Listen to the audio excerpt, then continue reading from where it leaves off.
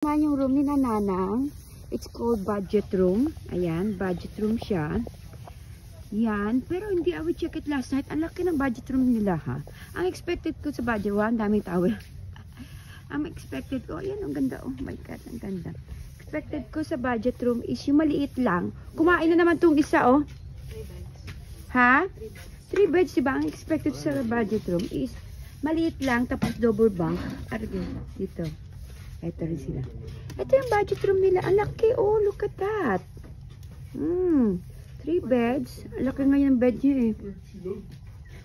Ayan siya, oh. Yan. 3 beds. Ito na yun. 2,800. Yan. Ang laki pa ng ceiling nila, oh. Yan. Ayan. Tapos may mini balcony. Yan. All the way there. Ayan. May mini balcony. Ilan yung budget room nila? 1, 2, 3, 4. Ang room namin ang mahal-mahal. 5,300.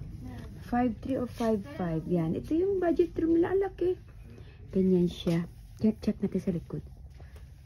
2,800 per night. Dalawa na sila. Good for 3 to actually. Good for 3 actually ito. Budget room. Good for 3. 2,800 lang. O diba? Ang laki. Ayan. Kahit 4 na pwede dito.